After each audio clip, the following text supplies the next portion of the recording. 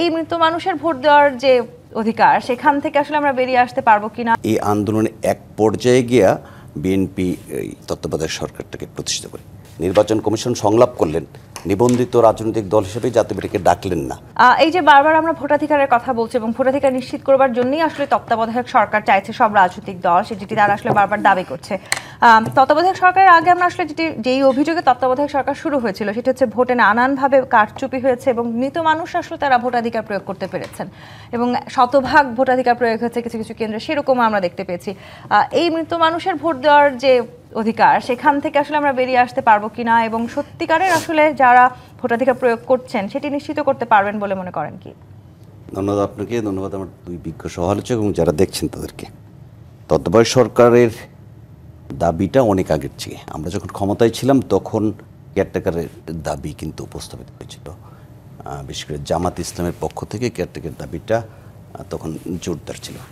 কিন্তু 90-এর প্রেক্ষাপট পরিবর্তনের পরে কেয়ারটেকার সরকার আর হয় নাই, একটা দল নিরপেক্ষ সরকারের নির্বাচন হয়েছে এবং 91 নির্বাচনের পরে মূলত একটা উপনির্বাচন এবং পরবর্তীতে ইয়ের কারণে আওয়ামী লীগ, জাতীয় পার্টি এবং জামাত ইসলাম সম্মিলিতভাবে এই তত্ত্বাবধায়ক সরকারের জন্য আন্দোলন শুরু করে এবং এই আন্দোলনে এক পর্যায়ে গিয়া বিএনপি এই তত্ত্বাবধায়ক সরকারটাকে প্রতিষ্ঠিত করে।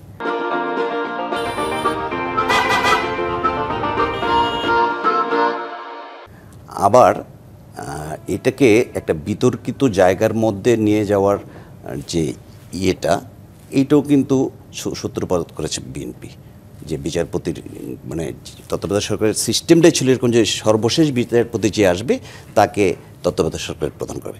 সেখানে বিচারপতির বয়স বাড়াটা একটা বিতর্কের সৃষ্টি হয়েছিল।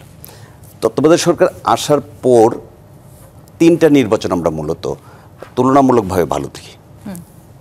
2008 সাল পর্যন্ত যে 3টা নির্বাচন হয়েছে, পরবর্তী নির্বাচনগুলো কলুষিত হয়েছে। মৃত মানুষের ভোট 100% ভোট, 100-এর উপরের ভোটও কিন্তু পরিলক্ষিত হয়েছে। এই জিনিসটা কোনোভাবেই একটা গণতান্ত্রিক দেশে কাম্য হতে পারে না এবং এটা কেউ আশাও করে না। সেই ক্ষেত্রে এই তত্ত্বাবধায়ক সরকার ব্যবস্থা পুনর্বহালকে কোনো দল স্বাগত জানায় নাই এরকম আমি দেখি নাই, সবাই কিন্তু এই জিনিসটাকে স্বাগত জানিয়েছে। আজকে বিএনপি, জামাত ইসলাম, অপরাপর সকল রাজনৈতিক দলই এই জিনিসটাকে স্বাগত জানিয়েছে। এখন এই জিনিসটা আপনি কি মনে করেন তত্ত্বাবধায়ক সরকার ব্যবস্থা যেটি বাতিল হয়েছিল এবং সেই যে কারণগুলোতে আসলে বাতিল হয়েছে সেটি দায় অনেকটাই আসলে বিএনপির উপরেও বর্তায়? আমি মনে করি না বিএনপির উপর বর্তায়, কিন্তু বিএনপির কিছু কার্যকলাপ এই তত্ত্বাবধায়ক সরকার নিয়ে একটা কিছু কথাবার্তা তৎকালীন সময়ে কিন্তু একটা বিরাট মানে জন্ম হয়েছিল এবং বিএনপির পক্ষ থেকে তখন বলা হয়েছিল যে পাগল এবং ছাড়া শিশু ছাড়া কেউ আর নিরপেক্ষ নাই, কাজে তত্ত্বাবধায়ক সরকার যে নিরপেক্ষ কাউকে দেওয়া হবে এরকম কোনো নাই। এইটার প্রতিষ্ঠা করার জন্য একটা আন্দোলন বিএনপির বিপক্ষে হয়েছিল এবং এই আন্দোলনের পরবর্তীতে এটা প্রতিষ্ঠা করতে বাধ্য হয়েছিল, এটাই বাস্তবতা। এখন আপনি মানুষ চায় যে একটা অবাধ, সুষ্ঠু, নিরপেক্ষ এবং অংশগ্রহণমূলক এবং একটা লেভেল প্লেইং ফিল্ড নির্বাচন আসুক, সবাই ভোট দিতে পারবে। এই প্রেক্ষাপটটা এখন কিন্তু আমরা অন্তত আমাদের দলের পক্ষ থেকে দৃশ্যমান দেখছি না।